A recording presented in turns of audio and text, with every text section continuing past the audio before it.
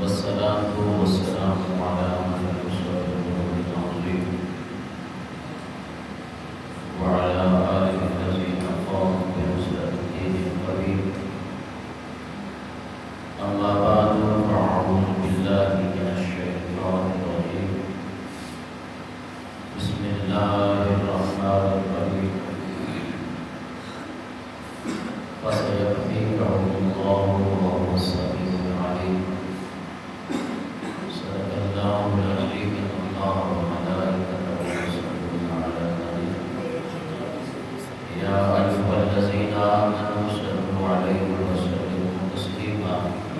محبت کے ساتھ درود شریف صلی اللہ علیہ یا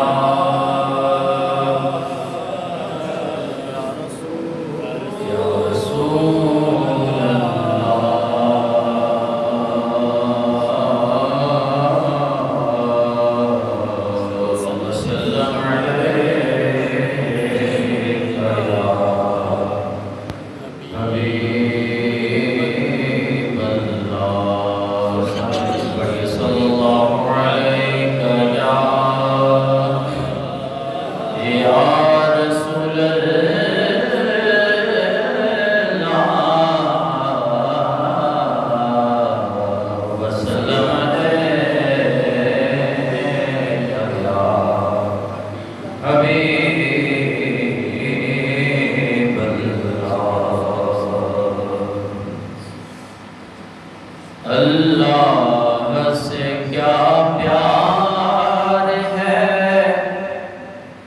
عثمان غنی کا،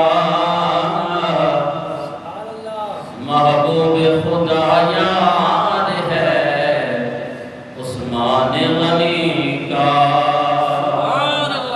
اللہ سے کیا پیار ہے عثمان غنی کا، محبوب خدا یار ہے عثمان غنی کا. رنگین وہ رخسار ہے عثمان غنی کا، رنگین وہ رخسار ہے عثمان غنی کا. بلبلے گل گلزار ہے عثمان غنی کا. اللہ سے کیا پیار ہے عثمان غنی کا. گرمی پہ یہ بازار ہے عثمان غنی کا، گرمی پہ یہ بازار ہے عثمان غنی کا. اللہ خریدار ہے عثمان غنی کا، اللہ خریدار ہے عثمان غنی کا. رک جائیں میرے کام حسن ہو نہیں سکتا، رک جائیں میرے کام حسن ہو نہیں سکتا. کیونکہ فیضان مددگار ہے عثمان غنی کا. اللہ سے کیا پیار ہے عثمان غنی کا، محبوب خدا یار ہے عثمان غنی کا. اللہ سے کیا پیار ہے عثمان غنی کا. حمد و ثنا کے بعد انتہائی قابل احترام بزرگوں، دوستوں اور بھائیوں، بندہ ناچیز نے قرآن مجید فرقان حمید کی چند کلمات آپ احباب کے سامنے تلاوت کرنے کا شرف حاصل کیا. دعا ہے کہ خالق کائنات مجھ گناہگار و سیاہکار کو حق کہہ لیں، اس کے بعد مجھے اور آپ کو حق باتوں پر عمل کرنے کی توفیق عطا فرمائے۔ آج انشاءاللہ اس مختصر سے ٹائم میں آپ احباب کے سامنے سیدنا حضرت عثمان غنی رضی اللہ تعالیٰ عنہ کی شہادت کے بارے میں چند معلومات پیش کرنی ہیں۔ صحابہ سارے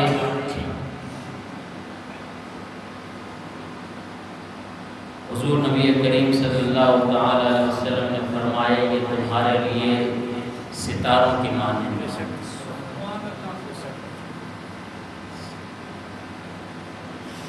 میرے آقا نے فرمایا کہ میرے بعد میرے صحابہ کے طور طریقوں پر عمل کیا کرو، اور ہم اہل سنت و جماعت الحمدللہ تمام صحابہ سے محبت کرتے ہیں، ان کا ادب و احترام کرتے ہیں، تمام صحابہ صحابیت میں برابر ہیں، لیکن جن کی درجہ بندی خود حضور نبی کریم صلی اللہ تعالی علیہ وسلم نے فرمائی ہے، ان کا ہم انہی کے مطابق ادب و احترام کرتے ہیں۔ مجھے اور آپ کو کوئی حق حاصل نہیں ہے کہ ہم صحابہ کرام کے معاملات کو لے کر ہم کہیں کہ جی اس صحابی نے یہ غلط کر دیا، اس صحابی نے یہ غلط کر دیا، عثمان غنی کا قصور تھا، مولا علی کا قصور تھا۔ میں اور آپ کون ہو سکتے ہیں ان کے اندر خامیاں تلاش کرنے؟ تو اس لیے اپنی زبانوں کو صحابہ کرام کے بارے میں اور ان کی شان کے بارے میں چیویں گویاں کرنے کے بارے میں اپنی زبان کو روکیں، کیونکہ حدیث پاک ہے، ترمذی شریف کی حدیث مبارکہ ہے، میرے آقا نے ارشاد فرمایا اذ رأیتم الذین یسبون اصحابی، جب تم دیکھو کہ کوئی شخص میرے صحابہ کے بارے میں بک بک کر رہا ہے، حدیث کے الفاظ سنیں، اذ رأیتم الذین، جب تم دیکھو ان لوگوں کو یسبون اصحابی، جو میرے صحابہ کو گالیاں دیں، میرے صحابہ کرام کے بارے میں بک بک کریں، پھر میرے آقا نے ارشاد فرمایا فقولوا لعنت اللہ علی شرکم، پھر تم کہو کہ تمہارے اوپر اللہ کی لعنت ہے، یہ جو تم شر کر رہے ہو، یہ جو تم شرارتی کر رہے ہو، اس پر اللہ تبارک و تعالی کی لعنت۔ تو جس پر لعنت کرنے والے مومنین مسلمان ہو، اس کا پھر آخرت میں کیا انجام ہوگا؟ تو اس لیے حضور کے صحابہ کے بارے میں اپنی زبان درازیاں، اور میں نے کہا نا کہ مجھے اور آپ کو کیا حق حاصل ہے کہ ہم فیصلہ کریں کہ جن کی رضامندی کی سند خود خالق کائنات نے قرآن پاک میں ارشاد فرمایا، بس واضح ہمارے سامنے قرآن موجود ہے، قرآن میں خالق کائنات نے ارشاد فرمایا رضی اللہ عنہم ورضوا عنہ، اللہ ان سے راضی ہے اور وہ اللہ سے راضی ہے۔ سبحان اللہ۔ جب اللہ سب صحابہ سے راضی ہے تو میں اور آپ تاریخ اٹھا کر کہیں کہ جی فلاں صحابی نے یہ کیا، فلاں صحابی نے یہ کیا، ہم اس کو مانتے ہیں، وہ حق پر تھا اور وہ حق پر نہیں تھا۔ تمام صحابہ کرام مجتہدین ہیں، وہ اجتہاد کے لائق ہیں۔ آپ کو اس بارے میں علم نہیں ہے کہ ایک مجتہد اگر کسی مسئلے کے بارے میں وہ تحقیق کرتا ہے، یہ ایک اصولی بات ہے، کوئی بھی فقہ کا مسئلہ ہو، دین کا مسئلہ ہو، اس دین کے مسئلے میں جو اجتہاد کرنے والا ہے، جو مجتہد ہے، مجتہد کی بھی شرائط ہوتی ہے۔ کم و بیش میرے آقا کے 1,24,000 صحابہ کرام سب کے سب مجتہدین ہیں. انہوں نے اگر کسی بات پر کوئی فیصلہ کر دیا ہے تو مجھ کو اور آپ کو کوئی حق حاصل نہیں ہے کہ ہم ان کے بارے میں کہیں کہ یہ غلط تھا اور یہ صحیح تھا اور یہ صحیح تھا تو یہ غلط تھا. مجتہد کون ہوتا ہے؟ مجتہد وہ ہوتا ہے، میں اس کے بارے میں بتاؤں کہ اگر ایک مسئلہ اس مجتہد کے پاس آ جائے، وہ اس مسئلے پر جب اجتہاد کرتا ہے، کوشش کرتا ہے، اس مسئلے کو تلاش کرتا ہے، تلاش کرنے کے بعد اپنی پوری صلاحیت لگانے کے بعد جب وہ ایک فیصلے پر آ جاتا ہے نا، اگرچہ وہ مسئلہ کو مجتہد غلط بھی بتا دے اور اس پہ غلط وہ کر دے، پھر بھی خالق کائنات اسے ایک اجر و ثواب عطا فرماتا ہے. اور اگر وہ صحیح مسئلے پر پہنچ جائے تو اللہ تبارک و تعالیٰ اسے دگنا ثواب عطا کرتا ہے. تو ایک مجتہد کی یہ شان ہے. آپ نہ مجتہد، نہ آپ عالم، نہ مفتی، نہ آپ ایک جناب والا دین کو جاننے والے. آپ اردو کی کتاب میں سے دیکھ لیں کہ جناب حضرت عثمان غنی رضی اللہ تعالیٰ عنہ کو کس طرح شہید کیا گیا، اور اس میں جناب صحابہ نے مشورہ دیا نا حضرت عثمان غنی کو کہ جناب آپ کیا کر رہے ہو، بس بات اتنی سی ہے کہ مروان کو ہمارے حوالے کر دو. یہ بلوائی کہہ رہے ہیں کہ جناب مروان کو ہمارے حوالے کر دو. مولا علی مشکل کشا نے مشورہ دیا، عثمان غنی نے نہیں مانا. اما عائشہ صدیقہ رضی اللہ تعالیٰ عنہ نے مشورہ دیا، حضرت عثمان غنی نے نہیں مانا. تو پتہ چلا کہ بھئی حضرت عثمان غنی علیہ حق پر نہیں تھے. نہیں، یہ آپ کو کس نے اتھارٹی دی ہے؟ میں پوچھنا چاہتا ہوں، اردو کی کوئی کتاب پڑھ کے میں آپ سے پوچھنا چاہتا ہوں، نہ آپ کو مجتہد کی تعریف آئے، نہ آپ کو اجتہاد کی تعریف آئے، نہ مجتہد کو آپ کو مجتہد کے مسائل کا آپ کو علم ہو. پھر جب آپ کو اتنی چیزوں کے بارے میں علم نہیں ہے تو پھر یہ فیصلہ کرنے کا علم آپ کو کس نے دیا کہ آپ کہو کہ جی عثمان حق پر نہیں تھے اور مولا علی مشکل کشا اور حضرت عائشہ صدیقہ رضی اللہ تعالیٰ عنہ وہ حق پر تھیں، حضرت امیر معاویہ حق پر تھے، اور جناب والا ان تمام صحابہ نے، جلیل القدر صحابہ نے مشورے دیے، تو پھر عثمان غنی نے کیوں نہیں مانے؟ ایسی بات آپ کو اور مجھ کو کرنے کے لائق نہیں ہے. میں نے بتایا کہ جب صحابہ کرام کے یہ معاملات آ جائیں، کسی کو سمجھ آتی ہے تو وہ ادب کے دائرے میں رہ کر صحابہ کرام کے نقش قدم پر چلیں، وگرنہ اپنی وہ زبان کو بند کر دے. میرے آقا نے ارشاد فرمایا اذ رأیتم الذین یسبون اصحابی، جب تم یہ دیکھو کہ کوئی میرے صحابہ کے بارے میں بغض کر رہا ہے، فقولوا لعنت اللہ، پھر کہو کہ اس پر اللہ کی لعنت. تو اس لیے آئیے، یہ حضرت عثمان غنی رضی اللہ تعالیٰ عنہ کی جتنی فضیلت ہے، جتنے فضائل ہیں، ان فضائل کے ساتھ ساتھ حضور نبی کریم صلی اللہ تعالیٰ علیہ وسلم نے حضرت عثمان غنی رضی اللہ تعالیٰ عنہ کی شہادت کا بھی خبر دے دی. آئیے میں حضرت عثمان غنی رضی اللہ تعالیٰ عنہ کی شان کے متعلق اور جناب والا ان کی شہادت پر جو ایک حدیث مبارک ہے، ویسے بہت ساری حدیث مبارک ہے، آئیے ایک حدیث سماعت کریں، اس کے بعد انشاءاللہ میں بتاؤں کہ سیدنا حضرت عثمان غنی رضی اللہ تعالیٰ عنہ خلیفہ سویم ہیں، مسلمانوں کے تیسرے خلیفہ ہیں، برات خلیفہ ہیں، جن کو بڑی بے دردی کے ساتھ، بڑے مظلومانہ طریقے کے ساتھ جناب والا آج ہمیں پتہ نہیں ہے کہ جی صحابہ کرام پر کتنے ظلم و ستم کھائے گئے. آج اگر کربلا کا کوئی واقعہ آپ کے سامنے پیش کر دیتا ہے، آپ غمگین ہو جاتے ہیں، آپ کے اندر محبت کی علامت ہے، لیکن کبھی یہ بھی سنیں کہ حضرت عثمان غنی کو کس بے دردی کے ساتھ شہید کیا گیا. یہ کون تھے شہید کرنے والے؟ اور جناب والا حضرت عثمان غنی رضی اللہ تعالیٰ عنہ کے اس خلافت قصر خلافت جس دارالخلافہ کے اندر آپ رہتے تھے، 40 دن آپ کا بلوائیوں نے محاصرہ کیا. 40 دن تک نہ آپ کو پانی دیا گیا، نہ جناب والا آپ کو کوئی کھانا دیا گیا. آپ کے پورے گھرانے کا 40 دن تک محاصرہ کیا گیا بڑے شدید قسم کے ساتھ. اور پھر جناب میں بتاؤں گا آپ کو کہ پھر حضرت عثمان غنی رضی اللہ تعالیٰ عنہ نے ان کے سامنے حجت پیش کی جناب سیدنا حضرت عثمان غنی رضی اللہ تعالیٰ عنہ کو میرے آقا نے 2 مرتبہ جنت عطا فرمائی. سبحان اللہ. آواز بلند کریے سبحان اللہ.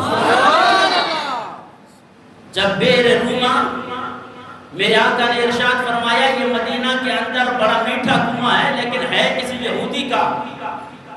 میرے آقا نے کھلم کھلا اعلان فرما دیا, فرمایا جو شخص اس بئر روما کو خرید کر ان مسلمانوں میں ہبہ کر دے گا اللہ اسے جنت عطا فرمائے. سبحان اللہ. حضرت عثمان غنی کھڑے ہوئے, یا رسول اللہ یہ کنواں کس کا ہے؟ کہا یہ یہودی کا ہے. اور یہودی سے پوچھا کہ جناب اس کی قیمت کیا ہے؟ کہا 40 دینار ہے. حضرت سیدنا عثمان غنی رضی اللہ تعالیٰ عنہ نے اس یہودی کے ہاتھ میں 40 دینار رکھے اور یہ کنواں مسلمانوں کے عزیزان محترم ان کے ذمہ میں ہبہ کر دیا. سبحان اللہ. اب حدیث سے پتہ چلا میرے آقا نے ارشاد فرمایا جو بئر روما کو خریدے گا اللہ اسے جنت عطا فرمائے. سبحان اللہ. اب حضرت عثمان غنی نے جنت خرید لی اور پھر جناب دوسری حدیث مبارکہ میرے آقا نے ارشاد فرمایا کہ یہ جیش العشرہ کے اندر, اسرہ کے اندر جناب والا اس کے اندر جو جتنی حیث کرے گا, جو جتنا تعاون کرے گا, اس جنگ کے اندر جتنا تعاون کرے گا اللہ تبارک و تعالیٰ اسے بلا حساب و کتاب جنت میں داخل فرمائے. صحابہ نے تعاون کیا, تمام صحابہ کرام نے, لیکن اس وقت سیدنا حضرت عثمان غنی رضی اللہ تعالیٰ عنہ نے 950 اونٹ عزیزان محترم اس جنگ کے لیے پیش کر دیے. سبحان اللہ. 50 گھوڑے پیش کر دیے. پتا چلا جب سیدنا حضرت عثمان غنی رضی اللہ تعالیٰ عنہ نے اتنا عطا کیا تو میرے آقا نے اسے جنت بھی عطا کر دی. سبحان اللہ. جنت 7 آسمانوں سے اوپر ہے. ابھی تک حضرت عثمان غنی وصال نہیں فرما گئے, میرے آقا جنت کی خوشخبری پہلے عطا کر دی. سبحان اللہ.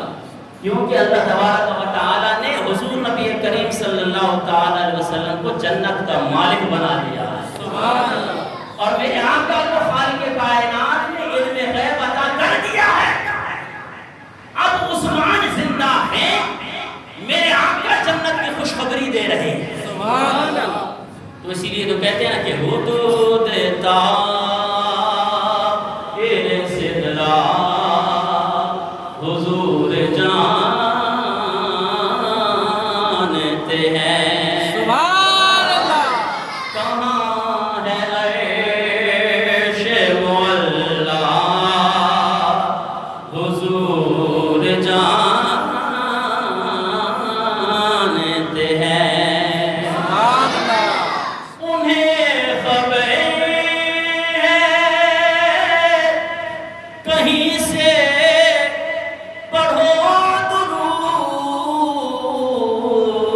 ان پر. سبحان اللہ. آج کوئی پاکستان میں درود پڑھے جی حضور ہمارا درود نہیں سنتے, وہ تمہارا درود ہوگا جو حضور نہیں سنتے. شاعر کیا کہتا ہے؟ انہیں خبر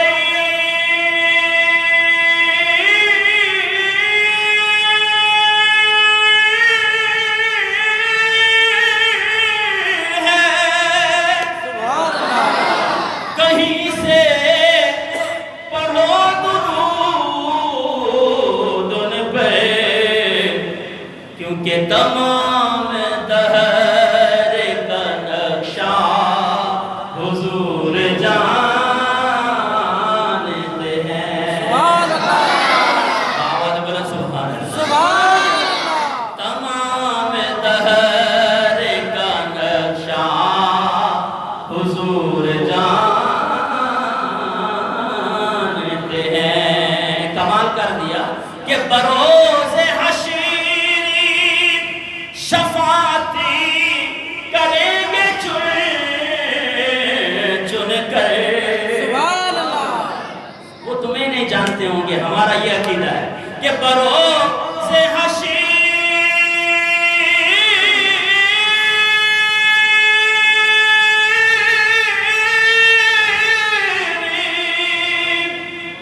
شفاعتی کریں گے چن کر. کیوں کہ ہر ایک غلام کا چہرہ حضور जानते हैं। जिस का चेहरा मेरे आका जानते, आवाज़ बुलंद कहे सुभान अल्लाह। हर एक गुलाम का चेहरा हुजूर जानते हैं। और कहाँ है अर्श मुअल्ला हुजूर जानते हैं। हुजूर नबी करीम सल्लल्लाहु अलैहि वसल्लम ने उस्मान गनी रज़ी अल्लाह तआला अन्हु की ज़िंदगी में फरमाया कि उस्मान जन्नती है। आइए हज़रत अबू मूसा अशअरी रज़ी अल्लाह तआला अन्हु आप फरमाते हैं कि एक मर्तबा मैं नबी करीम सल्लल्लाहु तआला अलैहि वसल्लम के साथ अंसार के एक बाग में गया। बड़ी तवज्जो से ये हदीस सुने, उसके बाद आपको पता चलेगा कि हुजूर नबी करीम सल्लल्लाहु अलैहि वसल्लम ने हज़रत उस्मान गनी की ज़िंदगी में इरशाद फरमा दिया कि ये मसाइब व आलाम और ये शहादत हज़रत उस्मान गनी को नसीब होगी। तभी तो हज़रत उस्मान गनी रज़ियल्लाहु ताला ने इतना सब्र किया, इतने मसाइब व आलाम झेले। अल्लाह अकबर कबीरा। हज़रत अबू मूसा अशअरी रज़ियल्लाहु ताला अन्हु फरमाते हैं कि जब हज़रत हुजूर नबी करीम सल्लल्लाहु ताला अलैहि वसल्लम उस अंसार के बाग में मेरे साथ तशरीफ़ ले गए, मुझे इरशाद फरमाया, ऐ अबू मूसा अशअरी तू इस दरवाजे पे ठहर, बग़ैर इजाज़त के किसी को अंदर आने नहीं देना। अल्लाह अकबर कबीरा। हज़रत अबू मूसा अशअरी रज़ियल्लाहु ताला अन्हु दरवाजे पे खड़े हैं, किसी ने दस्तक दी। हज़रत अबू मूसा अशअरी रज़ियल्लाहु ताला अन्हु ने फरमाया कि कौन है दरवाजे पे? तो आवाज़ आई अबू बकर। हज़रत अबू मूसा अशअरी हुज़ूर नबी करीम सल्लल्लाहु अलैहि वसल्लम की बारगाह में अर्ज़ करते हैं, या रसूलल्लाह सल्लल्लाहु अलैहि वसल्लम, हज़रत अबू बकर आए और इजाज़त तलब कर रहे हैं। मेरे आका ने इरशाद फरमाया, अबू बकर के लिए दरवाज़ा खोल दो, फबश्शिरहु बिल जन्नह, और उसे जन्नती होने की खुशखबरी सुनाओ। सुभान अल्लाह। हदीस के अल्फाज पे गौर करें, फबश्शिरहु बिल जन्नह, अबू बकर को जन्नत की खुशखबरी सुनाओ। पता चला कि आका दो जहां सल्लल्लाहु अलैहि वसल्लम जन्नत के मालिक हैं। सुभान अल्लाह। तो भाई जो किसी चीज का मालिक ना हो वो किसी दूसरे को कैसे अता कर सकता है? जनाब वाला, जब कोई चीज मेरी मिल्कियत में ही नहीं है, मैं किसी चीज का मालिक ही नहीं हूँ, मैं कहूँ कि जनाब मुझे बड़ा रहम आ गया है आप पर, आओ मैंने आपको 2000 एकड़ जमीन आपके नाम पे कर दी है। मौलाना साहब कैसी बात कर रहे हैं? आपके पास एक एकड़ जमीन है अपनी, आप मुझे दे रहे हैं। पता चला जो जिस चीज का मालिक होता है वो उसे अता करने का इख्तियार रखता है। जब आका तो जहां सल्लल्लाहु ताला अलैहि वसल्लम ने ये सुना कि इजाजत तलब करने वाला अबू बकर है, तो मेरे आका ने इरशाद फरमाया, फबश्शिरहु बिल जन्नह, इससे खुशखबरी दो जन्नत की होने की। थोड़ी देर के बाद फिर दरवाजा खटखटा, दस्तक हुई। अबू मूसा अशअरी रज़ियल्लाहु ताला अन्हु दरवाजे पे खड़े, पूछा कौन? अर्ज़ की उमर। हुजूर नबी करीम सल्लल्लाहु अलैहि वसल्लम की बारगाह में अर्ज़ किया गया कि या रसूलल्लाह, हज़रत उमर तशरीफ़ लाएं। मेरे आका ने इरशाद फरमाया, फबश्शिरहु बिल जन्नह।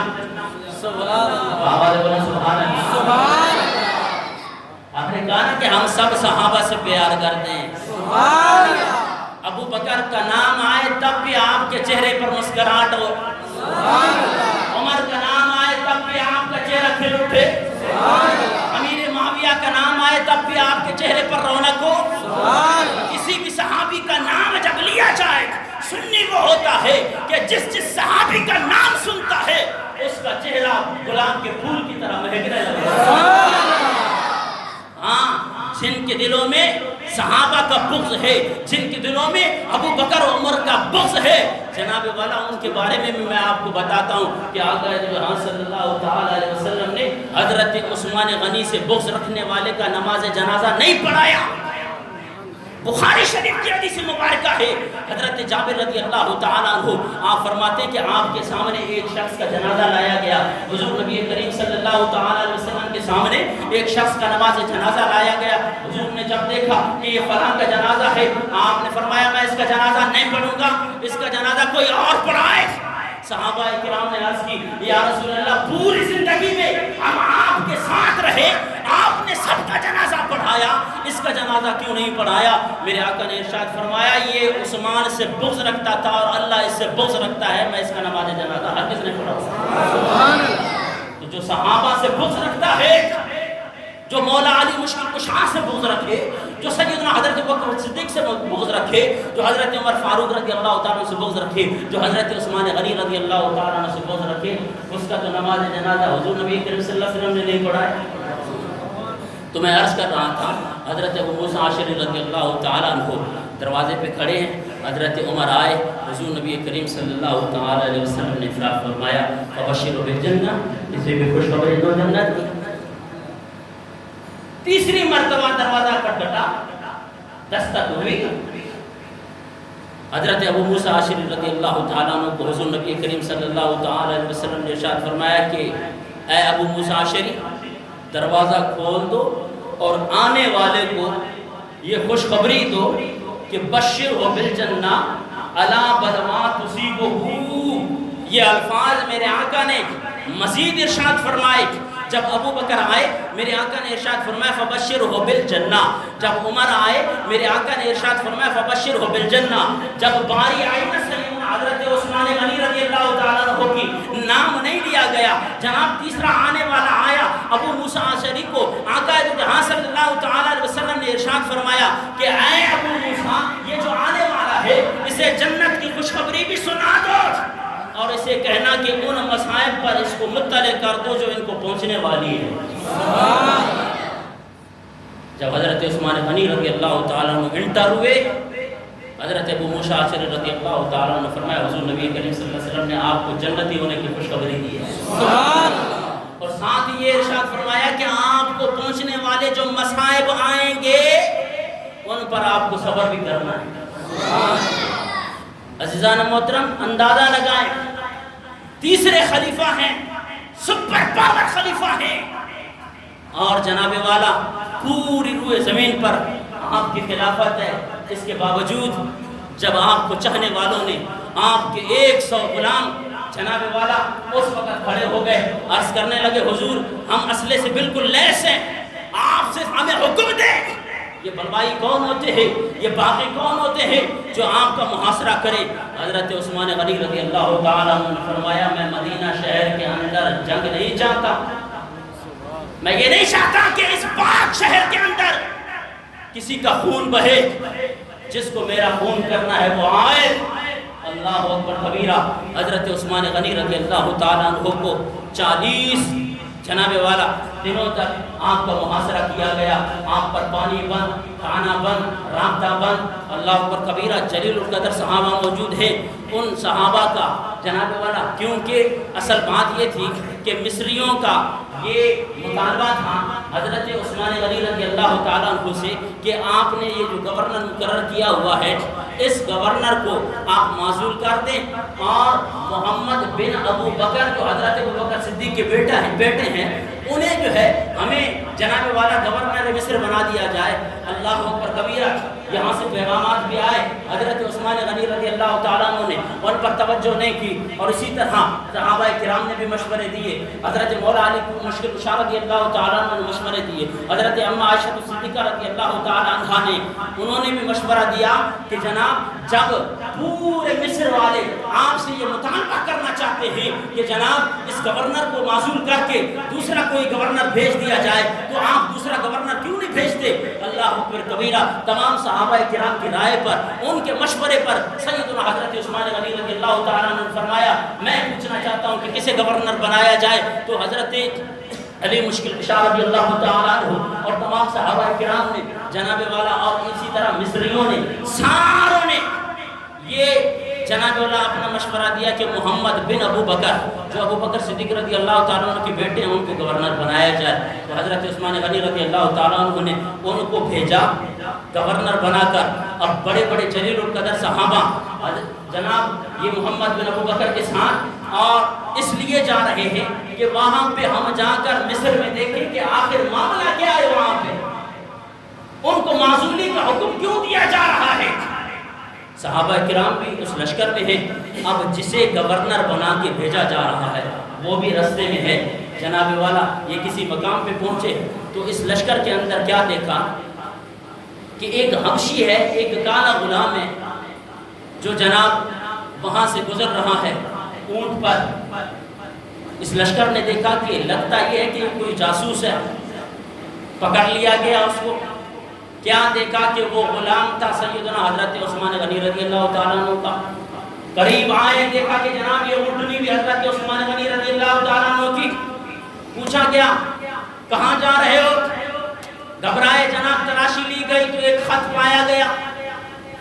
اب اس خط کے اندر کیا لکھا ہوا تھا؟ خط کے اندر یہ لکھا ہوا تھا کہ یہ جو محمد بن ابو بکر جسے ہم عارضی طور پر گورنر بنا کے بھیج رہے ہیں، یہ جیسے ہی وہاں پہنچے تو اس کا سر قلم کر دینا ہے، اسے جو ہے نا جناب والا قتل کر دینا ہے، اور جن جن لوگوں نے آپ کی معذوری کا ہم سے مطالبہ کیا ہے انہیں قید کر دینا ہے۔ صحابہ کرام حیران۔ خود حضرت عثمان غنی رضی اللہ تعالیٰ عنہ نے محمد بن ابو بکر کو گورنر جناب بنا کر مصر کے لیے روانہ کیا، اور ادھر سے ہم جیسے ہی روانہ ہوئے آدھے تک پہنچے نہیں ہیں، پیچھے سے خط آ گیا، اور خط میں اتنا بڑا دھوکہ کہ جناب یہ جو میں قافلہ بھیج رہا ہوں جسے میں نے ابھی ان کے کہنے پر جناب والا گورنر بنا دیا ہے، اسے قتل کر دینا، اور جنہوں نے مطالبہ کیا ہے اسے قید کر دینا۔ بڑا دھوکہ، بڑا دل دکھا۔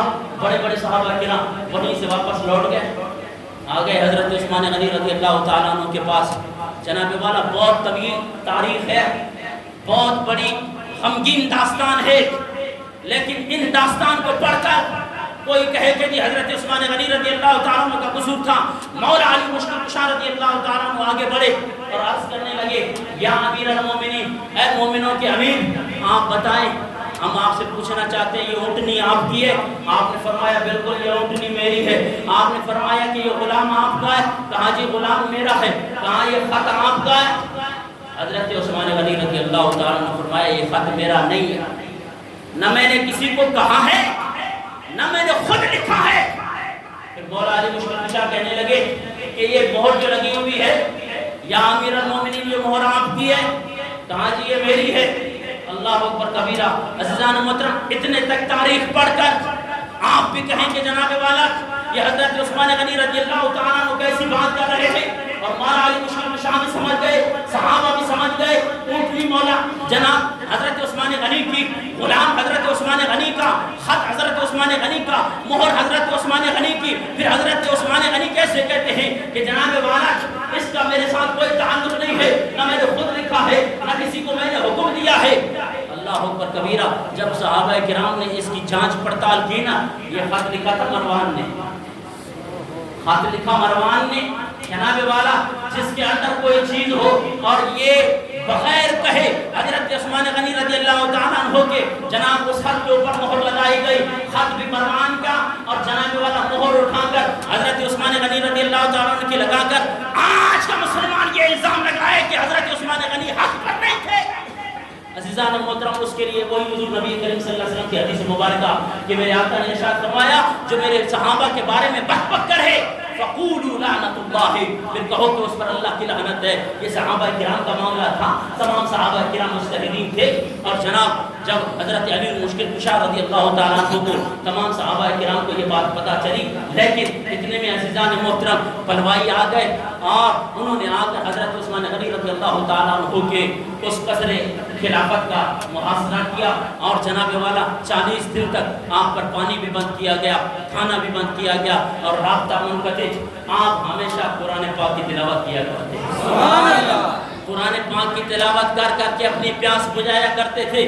مولا علی مشکل کشا رضی اللہ تعالیٰ عنہ نے 3 مشکیزیں اٹھا کر اپنے حسنین کریمین کے حوالے کیے کہ جاؤ اپنے چچا جان حضرت عثمان غنی رضی اللہ تعالیٰ عنہ تک پہنچایا جائیں۔ اللہ اکبر کبیرہ۔ انہوں نے 3 مشکیزیں پہنچائے، وہ لڑتے لڑتے عزیزان محترم مشکیزیں بھی پہنچے، اور جتنا انہوں نے پانی استعمال کرنا تھا وہ پانی بھی ختم۔ حضرت عثمان غنی تو پھر بھی روزے کے ساتھ ہیں، سبحان اللہ، قرآن کی تلاوت کر رہے ہیں، اور لڑتے لڑتے جب حضرت امام حسن امام حسین زخمی ہوئے اور صحابہ کرام زخمی ہوئے تو اب یہ جو بلوائی تھے انہوں نے سوچا کہ اب ہمارا لڑائی اب اگر پتہ چل گیا نا بنو ہاشم کو تو وہ سارے پلٹ پڑیں گے ہمارے اوپر، تو ہم کیسے کریں گے؟ اللہ اللہ اکبر کبیرہ، کسی دوسرے راستے سے جا کر ان بلوائیوں نے حضرت عثمان غنی رضی اللہ تعالیٰ عنہ کے گھر کے اندر انٹری کی، اور جناب اس کا علم حضرت عثمان غنی کا، ان کی شہادت کا علم عزیزان محترم نہ حضرت امام حسن کو ہے نہ حضرت امام حسین کو ہے، اور جو صحابہ کرام